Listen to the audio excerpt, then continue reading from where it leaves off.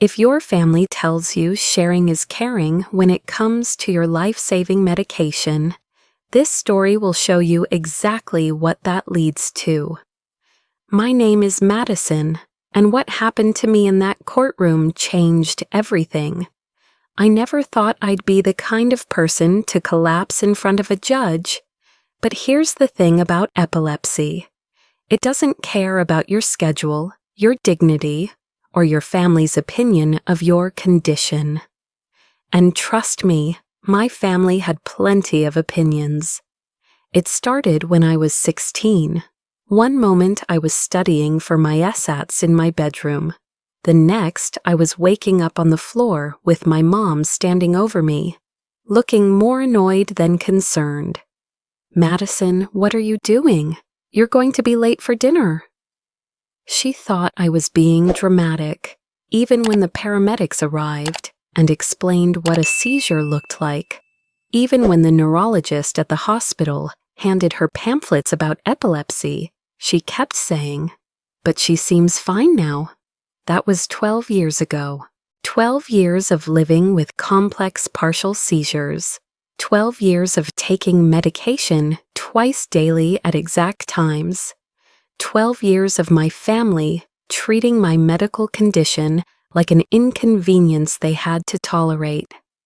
My sister Emma was 25 and still lived at home, bouncing between part-time jobs and unemployment spells that lasted months. She had this way of making everything about her, including my epilepsy. When I'd have a seizure, she'd complain about how scary it was for her to witness. When I needed to take my medication during family dinners, she'd roll her eyes and mutter about how I was interrupting the meal. But the real problems started about 6 months ago, when she began taking my pills.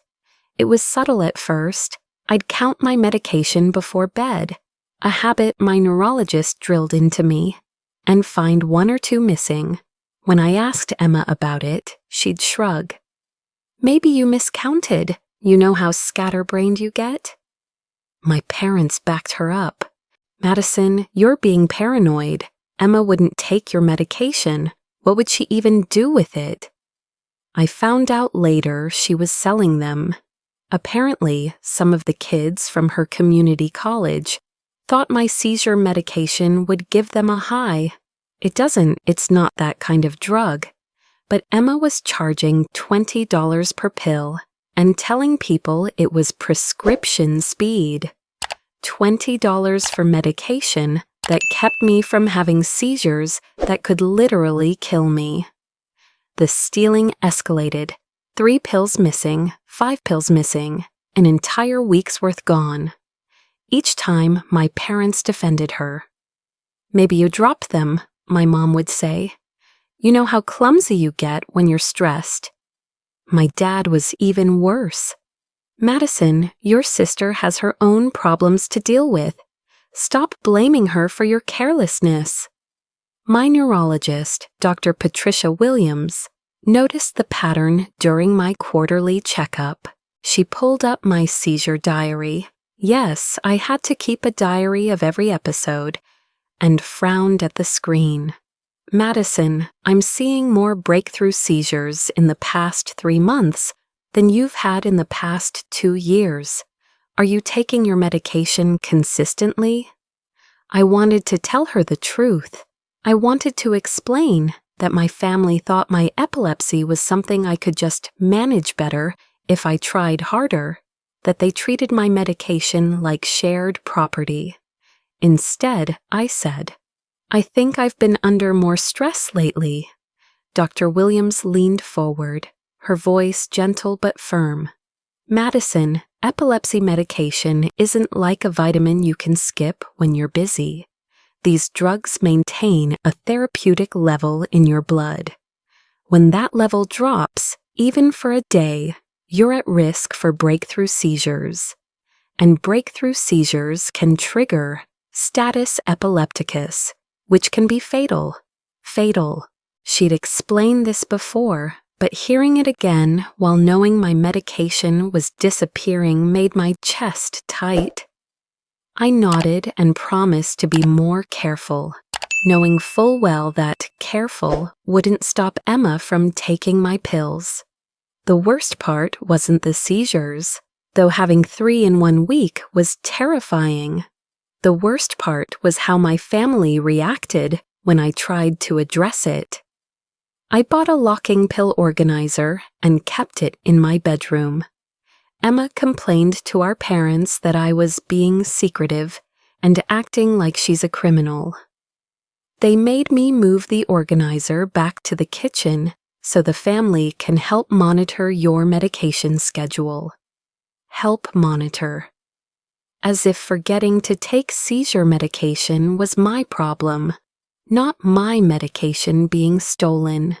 Christmas dinner was when I realized how deep their denial ran. I felt the familiar aura, that weird metallic taste and sense of déjà vu that warned me a seizure was coming. I excused myself from the table to take my rescue medication, the fast-acting pills designed to stop a seizure in progress. They were gone, the entire bottle gone.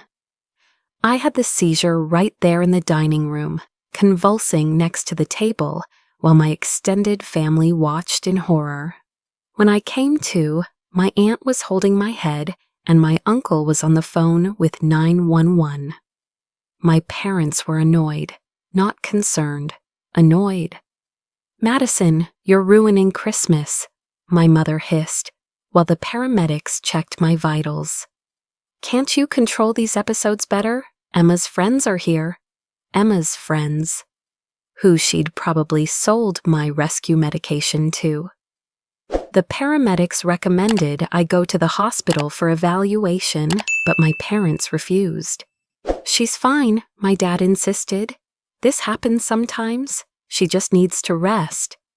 One of the paramedics pulled me aside and quietly gave me his card. "If you need medical care and your family isn't supporting you," he said, "call this number."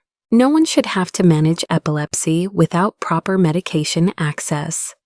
I kept that card in my wallet for 3 months before I finally understood why I'd need it. My grandmother died in February. Grandma Rose had been my biggest supporter through everything. My epilepsy diagnosis, my struggles with my family's attitude, my decision to move back home to save money for a house. She was the one who drove me to neurology appointments when my parents were too busy. She was the one who kept backup medication at her house just in case. She was the one who told me, repeatedly, that my health wasn't selfish. When Grandma Rose's will was read, it shocked everyone. She'd left the bulk of her estate, her house, her investments, everything worth about $275,000 to me.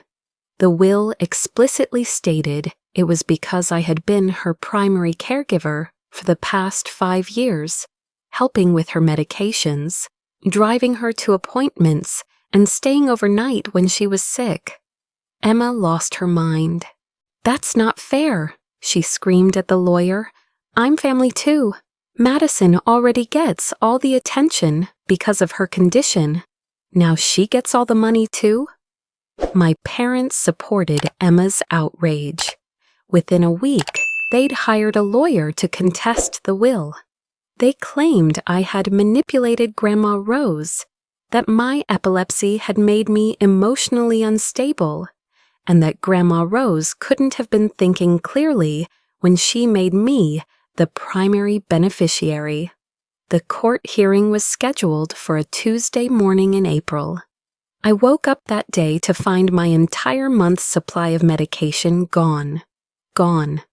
30 pills vanished from the locked organizer I kept in my bedroom. "Emma," I called, my voice shaking. "Where are my pills?" She was in the kitchen eating cereal, already dressed for court in a borrowed suit. "What pills?" "My epilepsy medication, the entire bottle. It's gone."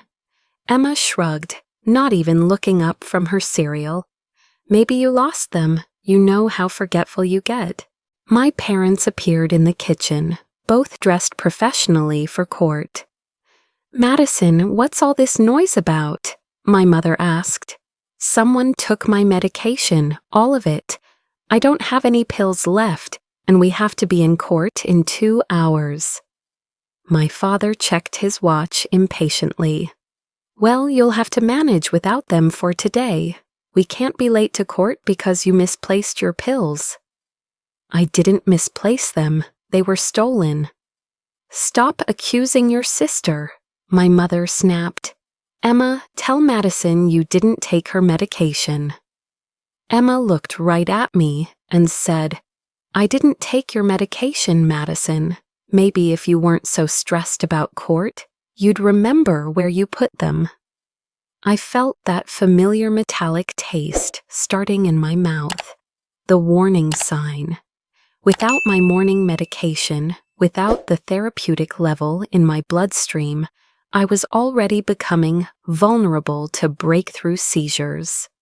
I need to call Dr. Williams. I need to get emergency medication before court. Absolutely not, my father said.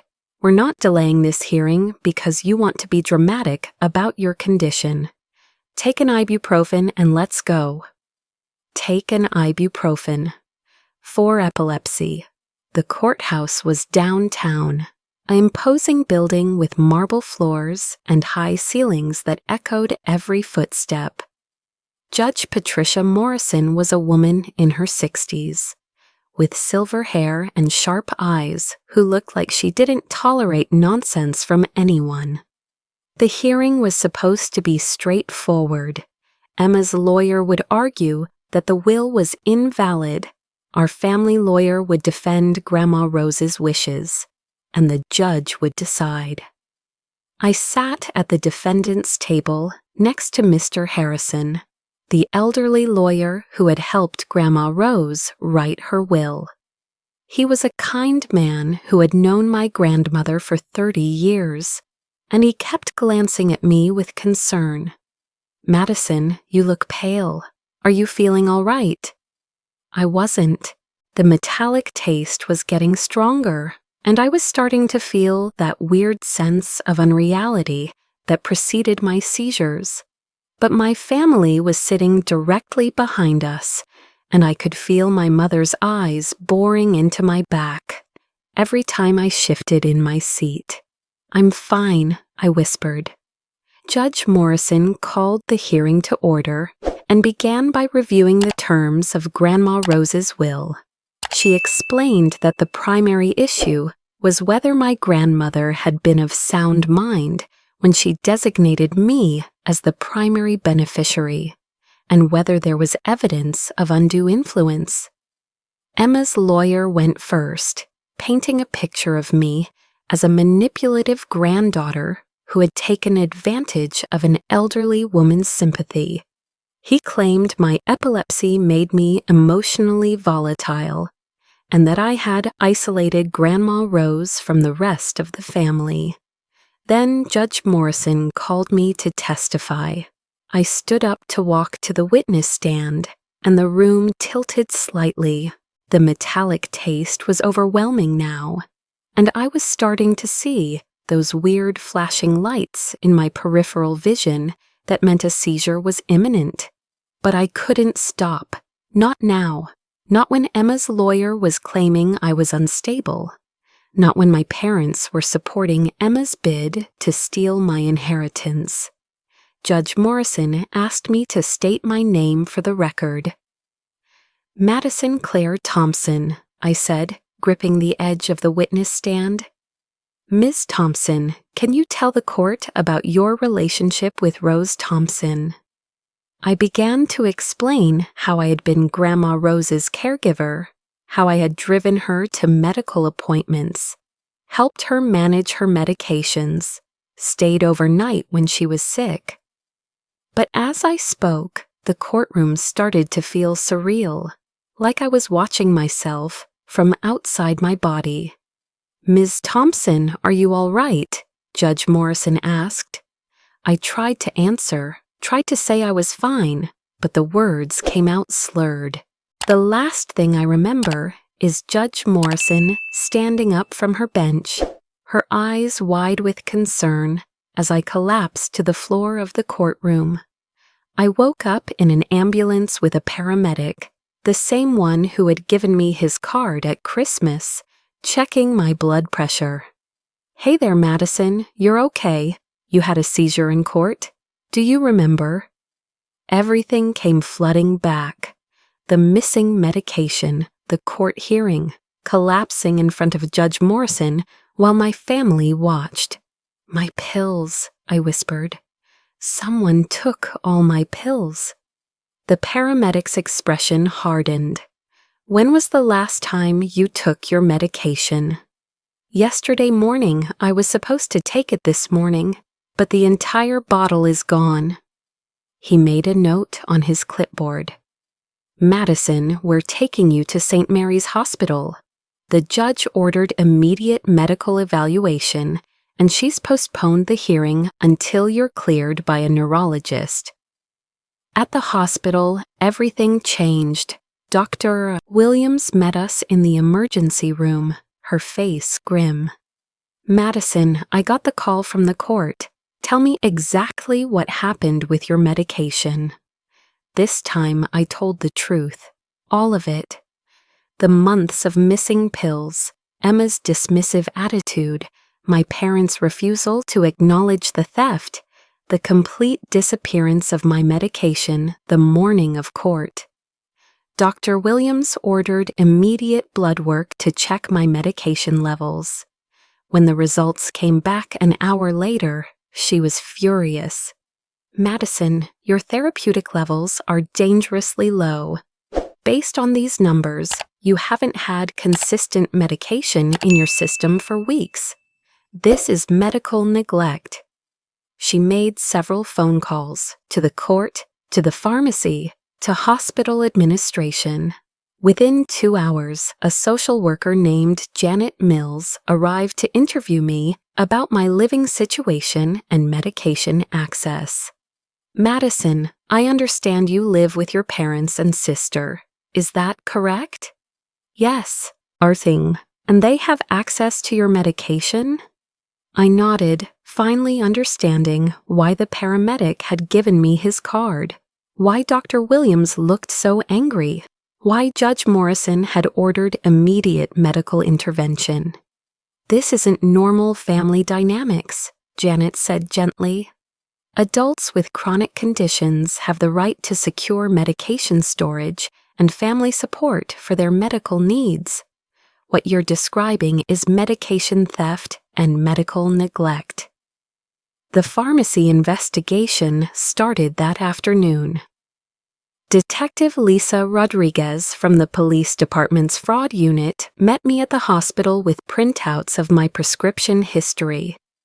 Madison, according to your pharmacy records, you've filled your prescriptions consistently for the past year, but your blood levels suggest inconsistent usage. Can you explain this discrepancy? I told her about Emma selling my pills, about the missing rescue medication, about my parents' refusal to acknowledge the problem. Detective Rodriguez nodded grimly. We're going to need to review pharmacy security footage and interview your family members. This is insurance fraud at minimum, possibly criminal endangerment. While I was at the hospital, Judge Morrison was conducting her own investigation. She had called Grandma Rose's previous lawyer, Mr. Harrison, back to court and was reviewing documentation of my relationship with my grandmother. Mr. Harrison presented evidence I didn't even know existed. Thank you cards Grandma Rose had written to him, praising my care. Medical records showing I had driven her to every appointment for 2 years. Financial records proving I had used my own money to pay for her prescriptions when she couldn't afford them. Your Honor, Mr. Harrison testified, Rose Thompson was absolutely clear about her intentions. She told me repeatedly that Madison was the only family member who treated her medical needs seriously, who never missed an appointment, who never made her feel like a burden. The will reflects her gratitude for genuine care, not manipulation. Judge Morrison also reviewed the hospital's medical report about my seizure. Dr. Williams had submitted a detailed explanation of epilepsy medication requirements and the dangerous effects of inconsistent usage. When I was discharged from the hospital the next day, there was a message waiting for me from the court clerk. The inheritance hearing was rescheduled for the following week, and Judge Morrison had ordered a full investigation into my family's handling of my medical care. Detective Rodriguez met me at my house with a warrant to search for my missing medication. Emma wasn't there.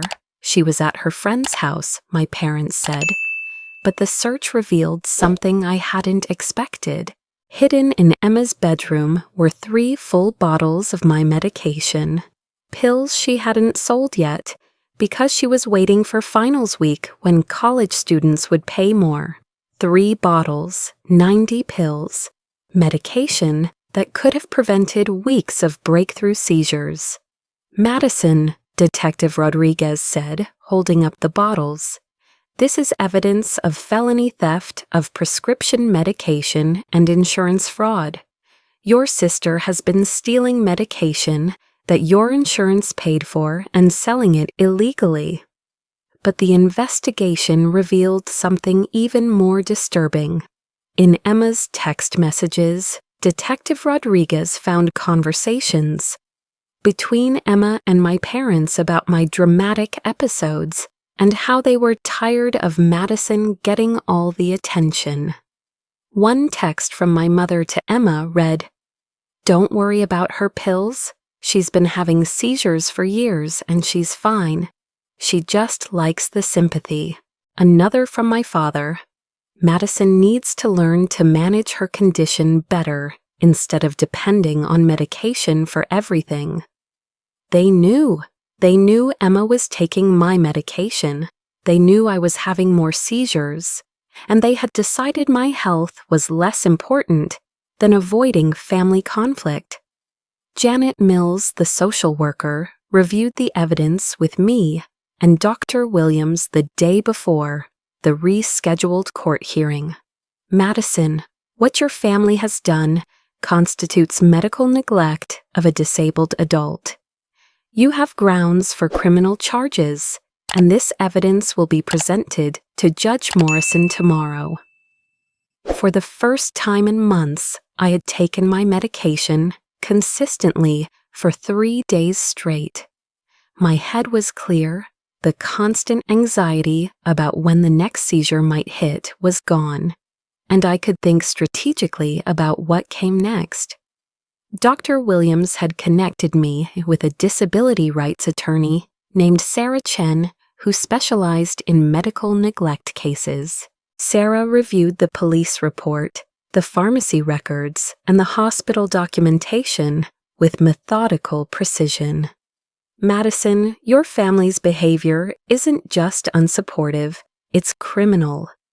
But beyond the criminal case, this evidence completely undermines their challenge to your grandmother's will. They claim you manipulated an elderly woman, but the evidence shows you were the only family member providing genuine medical care while they were actively sabotaging your health." The night before the hearing, I sat in a hotel room. Sarah had advised me not to stay at my parents' house until the court case was resolved, and thought about Grandma Rose. She had seen this coming. She had known that my parents would side with Emma, that they would dismiss my medical needs, that I would need financial independence to protect myself from their neglect. Her will wasn't just about rewarding my care for her. It was about giving me the resources to escape a family that treated my disability as an inconvenience they didn't want to accommodate. Tomorrow, Judge Morrison would hear the truth about what had really been happening in my family. The missing medication, the seizures, the theft, the neglect, all of it documented by police, medical professionals, and social services. Emma and my parents thought they were fighting for money, but I was fighting for something much more important: the right to manage my own medical care without family interference, the right to live safely with a chronic condition, and the right to honor my grandmother's wishes without having my disability used as a weapon against me. As I set my medication alarm for the next morning, a routine that had been disrupted for months, I realized this court hearing wasn't just about inheritance. It was about proving that my health mattered, that my grandmother's love for me was genuine, and that no family has the right to endanger someone's life by stealing their medication. The truth was about to come out, and Emma's habit of taking just 1 or 2 pills was about to cost her everything. The rescheduled hearing began at 9 a.m. sharp. Judge Morrison entered the courtroom with a stack of documents that hadn't been there during the first hearing: police reports, medical records, pharmacy security footage stills, and social services evaluations.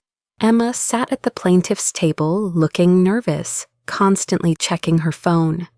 My parents flanked her, both wearing expressions of forced confidence that didn't reach their eyes. I sat with Sarah Chen, my disability rights attorney, feeling more prepared than I had in months.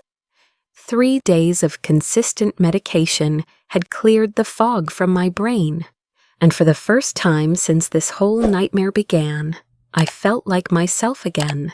"Your Honor," Sarah began, when Judge Morrison called the hearing to order.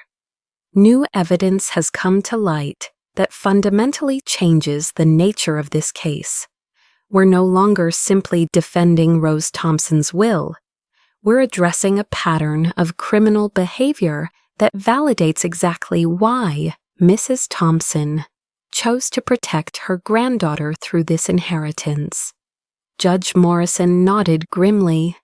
"I've reviewed the police report, Ms. Chen. This is deeply troubling. Let's proceed with the evidence." Detective Rodriguez took the stand first, presenting the pharmacy security footage on the courtroom's monitor. The images were crystal clear. Emma using my insurance card to pick up my prescriptions. Emma leaving the pharmacy with bottles that should have been in my possession.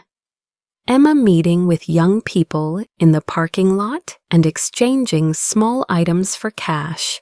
The defendant's sister, Emma Thompson, used Madison Thompson's insurance information to obtain medications prescribed specifically for Madison's epilepsy management. Detective Rodriguez testified. Security footage shows Ms. Emma Thompson then selling these medications to third parties, constituting both insurance fraud and illegal distribution of prescription drugs. Emma's lawyer tried to object, claiming the footage was circumstantial, but Judge Morrison cut him off. "Counselor, your client was found in possession of 3 full bottles of medication prescribed to another person. The footage corroborates the physical evidence." Next, Dr. Williams took the stand to explain the medical impact of Emma's actions. She pulled up my seizure diary on her laptop, projecting it onto the courtroom monitor. "Your Honor, this chart shows Madison's seizure frequency over the past 18 months. Notice the dramatic increase beginning 6 months ago, coinciding with when her family reports the medication began going missing." She pointed to the screen with a laser pointer. In the 2 weeks before the original court hearing, Madison had 7 breakthrough seizures, more than she typically has in 6 months with proper medication compliance. The courtroom was silent as Dr. Williams continued. Epilepsy medication maintains therapeutic blood levels. When those levels drop due to missed doses, whether intentional or due to theft, patients become vulnerable to breakthrough seizures, status epilepticus, and potentially fatal complications. Emma Thompson's actions directly endangered her sister's life. Judge Morrison leaned forward. Dr. Williams, in your medical opinion, could the seizure that occurred in my courtroom have been prevented? Absolutely, Your Honor. Madison's blood work from that day showed critically low medication levels. With proper medication access, that seizure would not have occurred. When Emma's lawyer cross-examined Dr. Williams, he made a critical error. Doctor, isn't it possible that Madison simply forgot to take her medication? People with chronic conditions sometimes become careless about their treatment. Dr. Williams's expression hardened. Counselor, Madison Thompson is one of the most compliant patients I've treated in 20 years of neurology practice. She keeps detailed seizure diaries, sets medication alarms, and has never missed an appointment. Her medication compliance was exemplary until her family gained access to her prescription bottles.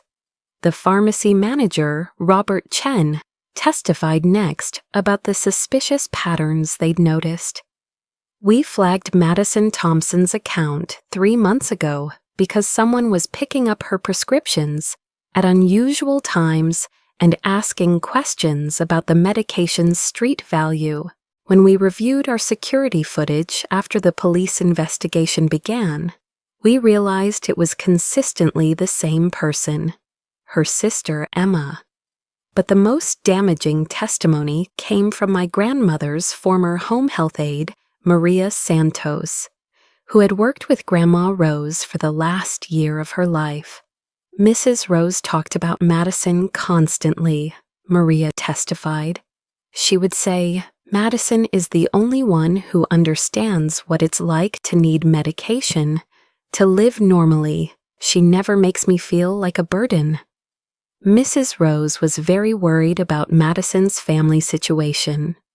Sarah Chen presented Maria with a notebook from evidence. Do you recognize this, Ms. Santos? Yes, this is Mrs. Rose's journal. She wrote in it every day. She asked me to keep it safe because she was worried about Madison's inheritance being challenged. Judge Morrison admitted the journal into evidence, and Sarah read several key entries aloud. March 15th. Madison drove me to cardiology today. Her mother called during the appointment to complain that Madison was spending too much time with me instead of helping Emma find a job. Madison looked so tired, but she never complains. April 2nd. Madison had a seizure while visiting today. She was embarrassed and kept apologizing. I told her health is never something to apologize for. Her parents don't understand how serious epilepsy is. April 20th. I'm changing my will tomorrow. Madison deserves security and independence. Her family takes advantage of her kind heart and treats her medical needs like an inconvenience. The inheritance will give her the freedom to manage her health properly. Emma was crying by the time Sarah finished reading. My parents looked stunned, as if they'd never realized Grandma Rose had been paying attention to their treatment of me. Judge Morrison called a recess, and Sarah pulled me aside in the hallway. Madison, they're going to want to settle. Emma's facing serious criminal charges. Your parents are exposed to civil liability for medical neglect, and the will contest is falling apart. Are you prepared for their offers? I was. 3 days of clear thinking had helped me understand exactly what I wanted. Complete independence from a family that had endangered my health for their own convenience. When court reconvened, Emma's lawyer approached the bench. "Your Honor, my clients would like to discuss a settlement that acknowledges certain misunderstandings about medication management." "Misunderstandings?" Judge Morrison's voice was ice cold. "Counselor, your client stole prescription medication from a disabled family member and sold it illegally. That's not a misunderstanding, that's a felony." The settlement discussions were brief. Emma would plead guilty to insurance fraud and theft, accept probation and community service, and pay restitution for the medication costs. My parents would undergo mandatory education about disability rights and agree to a no-contact order regarding my medical care. Most importantly, they would withdraw their challenge to Grandma Rose's will completely. But I wanted more than a settlement. I wanted accountability. "Your Honor," I said, standing up in the courtroom, "I'd like to make a statement." Judge Morrison nodded. "Go ahead, Ms. Thompson." I looked at my family sitting across the aisle. Emma wouldn't meet my eyes. My parents looked like they were attending a funeral. For 12 years, I've managed epilepsy with the support of medical professionals who understand that my condition is serious, potentially life-threatening, and requires consistent treatment. My family has consistently minimized my medical needs, dismissed my seizures as dramatic episodes, and treated my prescription medication like community property. My voice grew stronger as I continued. Emma didn't just steal pills. She stole my security, my health, and my peace of mind. My parents didn't just enable her theft. They actively participated by refusing to acknowledge it was happening. They turned my medical condition into a family burden instead of supporting my independence. Emma finally looked up, tears streaming down her face. "Madison, I'm sorry. I didn't think—" "You didn't think what, Emma? That I actually needed those pills? That stealing someone's seizure medication could kill them? Or you didn't think you'd get caught?" Judge Morrison intervened before Emma could answer. "Ms. Thompson, I want you to know that in 30 years on the bench, I've rarely seen such clear evidence of family exploitation of a disabled member. Your grandmother's will wasn't just generous, it was protective. She understood that you needed financial independence to maintain your health and safety. The criminal charges against Emma proceeded on a separate track. Detective Rodriguez presented evidence to the district attorney's office that resulted in formal charges, insurance fraud, theft of prescription medication, and illegal distribution of controlled substances. The pharmacy security footage and the pills found in Emma's bedroom made the case straightforward.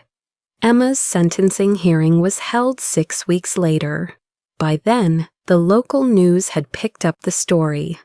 Sister steals epilepsy medication, causes courtroom seizure. The Epilepsy Foundation had reached out to me about speaking at their annual conference.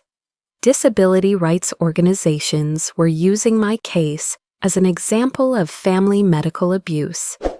At Emma's sentencing, Judge Patricia Martinez, a different judge from the inheritance case, was scathing. "Ms. Thompson, you stole medication from a family member with a serious neurological condition and sold it for profit. Your actions directly caused your sister to have multiple dangerous seizures, including one that occurred in a courtroom because you had left her without any medication whatsoever." Emma received 18 months of probation, 200 hours of community service at a medical facility, and was required to pay $3,200 in restitution, not just for the cost of the stolen medication, but for the emergency room visits and medical evaluations her theft had caused. The judge also imposed a unique condition. Emma had to attend monthly educational sessions about epilepsy and disability rights for the duration of her probation. You will learn exactly what your sister faces every day managing her condition, Judge Martinez told her. You will understand the medical complexity of epilepsy treatment and the life-threatening consequences of medication interference. Maybe then you'll comprehend the severity of what you've done. My parents faced their own consequences. Janet Mills, the social worker, filed a report with Adult Protective Services documenting the medical neglect. While they weren't criminally charged, they were required to complete a family education program about disability support and were prohibited from having any involvement in my medical care decisions. The most satisfying consequence was social. Word of the court case spread through our community quickly. My parents' friends at church, Emma's former co-workers, even distant relatives began to understand what had really been happening in our family. My mother's book club stopped, including her in social events, after someone forwarded them the news article about the case. My father's golf buddies made pointed comments about taking care of family that left him uncomfortable and defensive. Emma found herself unemployable at several local businesses where the managers had heard about her conviction for prescription drug theft. Meanwhile, I was discovering what life looked like without family sabotage of my medical care. The inheritance from Grandma Rose had been released, all $275,000 of it, and I used part of it to buy a small house in a neighborhood 20 minutes away from my parents' home. Far enough for independence, close enough to maintain relationships with extended family who had supported me throughout the ordeal. Dr. Williams helped me establish a comprehensive medication management system. I installed a biometric safe for my prescriptions that only I could access. I set up automatic prescription delivery from a pharmacy that had no previous interaction with my family. I even got a medical alert system that would contact emergency services if I had a seizure while alone. For the first time in months, I felt secure in my own medical care. The house came with a 2-car garage that I converted into an art studio. The inheritance allowed me to expand my freelance graphic design business, and I began specializing in medical education materials and disability advocacy campaigns. My first major client was the Epilepsy Foundation, who hired me to create educational brochures about family support for people with chronic conditions. Working on those brochures was therapeutic in unexpected ways. I researched statistics about family medical abuse and discovered that my experience wasn't unique. Approximately 30% of adults with chronic conditions report some level of family interference with their medical care. I interviewed other patients with similar stories, and their validation helped me understand that my family's behavior wasn't normal or acceptable. One of my interview subjects, a woman named Jennifer with diabetes, told me, "My brother used to hide my insulin when he was angry with me. He said I was too dependent on medication and needed to learn to manage my condition naturally. I nearly died from diabetic ketoacidosis twice before I cut contact with him." Another interviewee, Carlos with severe asthma, described his parents throwing away his rescue inhaler during arguments because they thought he was faking attacks for attention. He'd been hospitalized 4 times for respiratory failure before moving out of state to escape their interference. These stories helped me realize that Grandma Rose's inheritance wasn't just about money. It was about giving me the resources to break free from a pattern of medical abuse that could have killed me. 6 months after the court case, I received an unexpected visitor. Emma appeared on my doorstep on a Saturday afternoon, looking thinner and older than I remembered. "Madison, I know you probably don't want to see me, but I needed to apologize properly." I didn't invite her in, but I listened from my doorway as she spoke. "The epilepsy education classes. I didn't realize how serious your condition really is. I didn't understand that seizures could kill you. I thought you were just being dramatic, like Mom and Dad always said." She was crying again. "I could have killed you. Taking your medication could have actually killed you." I felt a mix of satisfaction and sadness, hearing her finally acknowledge the severity of what she'd done. "Emma, I tried to tell you how serious it was. I begged you to stop taking my pills. You chose not to believe me. I know I was selfish and stupid, and I thought I knew better than your doctors." She wiped her nose with a tissue. "The community service at the medical center. I work with patients who have neurological conditions now. I see what epilepsy really looks like when it's not well controlled. Some of them have had brain damage from seizures. Some of them are in wheelchairs because they fell during seizures and broke their spines." Her education was working, but it was too late for our relationship. "Emma, I'm glad you finally understand the medical reality of epilepsy, but understanding the damage doesn't undo it. You stole months of my life, endangered my health repeatedly, and turned my medical condition into a family war. I can't trust you around my medication, and I can't trust Mom and Dad to prioritize my health over keeping peace with you." She nodded, still crying. "I don't expect you to forgive me. I just wanted you to know that I understand now what I did to you." After she left, I called my therapist, Dr. Rachel Green, who had been helping me process the family trauma and establish healthy boundaries. "How do you feel about Emma's apology?"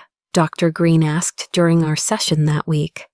"Validated, I guess. It's good to hear her finally acknowledge that epilepsy is serious, but it doesn't change anything. She still chose to steal my medication for months. My parents still chose to enable her. They only care now because they faced legal consequences." Dr. Green nodded. "Accountability without genuine change in behavior isn't the same as making amends. Has their treatment of you actually changed, or have they just learned to be more careful about legal exposure?" The answer was obvious. My parents had started sending birthday cards and holiday texts, but they still referred to my epilepsy as my condition in quotation marks, as if it might not be real.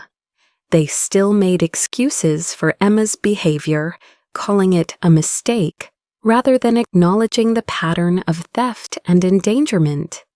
Real change would have looked like my parents proactively learning about epilepsy, attending family therapy sessions, and taking responsibility for enabling medical abuse. Instead, they completed their court-mandated education program and considered the matter closed. I was done waiting for my family to become the supportive people I needed them to be. The first anniversary of the courtroom seizure was approaching, and I had been invited to speak at the National Epilepsy Conference about family medical abuse and patient advocacy. Standing in front of 300 medical professionals, patients, and family members, I told my story publicly for the first time. Family medical abuse is real, it's dangerous, and it's more common than we want to believe. I began. When the people who are supposed to love and protect you treat your medical needs as optional, when they steal your medication or dismiss your symptoms, when they prioritize their comfort over your health, that's abuse. The audience was quiet, attentive. Many were taking notes. My epilepsy isn't cured, and it never will be. But I'm no longer living in fear of my next seizure because I finally have secure access to my medication. I'm no longer walking on eggshells around family members who might sabotage my health. I have the resources to manage my condition properly, and I have the legal protection to keep it that way. After my presentation, dozens of people approached me with similar stories. A teenager whose parents refused to give him his ADHD medication because they thought it was unnecessary. An elderly woman whose daughter was stealing her heart medication to sell online. A young father whose in-laws kept giving his diabetic son regular soda instead of diet because they didn't believe in artificial sweeteners. Each conversation reinforced what I'd learned. Families aren't automatically safe spaces for people with medical conditions. Sometimes the people who claim to love you most are the ones who put you at greatest risk. But I'd also learned something else. You don't have to accept medical abuse just because it comes from family members. You have the right to protect your health, to secure your medication, and to remove people from your life who endanger your well-being, even if they're related to you. 3 months later, I used part of Grandma Rose's inheritance to establish the Rose Thompson Medical Advocacy Fund, a nonprofit organization that provides legal support and emergency medical resources for people experiencing family medical abuse. Our first client was Jennifer, the diabetic woman whose brother had been hiding her insulin. Our second was a teenager whose parents were refusing to let him take prescribed antidepressants. The Epilepsy Foundation asked me to join their board of directors. My graphic design business was thriving, with clients specifically seeking me out because of my expertise in disability advocacy communications. I had started dating Jake, a nurse from the hospital who understood epilepsy and never made me feel like my condition was a burden. Most importantly, I was seizure-free. 8 months of consistent medication, secure storage, and family-free medical management had given me the longest seizure-free period I'd had since my diagnosis 12 years earlier. My parents and Emma existed at the periphery of my life now. Holiday cards, occasional texts, awkward encounters at family funerals. They had lost their power to interfere with my health, and without that power, they seemed to have lost interest in maintaining a relationship with me. That should have made me sad, but instead it felt like freedom. Grandma Rose had given me more than money. She had given me independence, security, and the validation that my health mattered. She had seen what my parents couldn't or wouldn't see, that I deserved better than a family that treated my medical needs like an inconvenience. The courtroom seizure that had seemed like my lowest moment had actually been the beginning of my liberation. Emma's theft of my medication had exposed the depth of my family's medical neglect and given me the evidence I needed to protect myself legally. Sometimes justice comes in the most unexpected ways. Sometimes the worst thing that happens to you becomes the catalyst for the best life you never thought you could have. And sometimes, when your family tells you that sharing is caring, the most caring thing you can do is refuse to share anything that keeps you alive.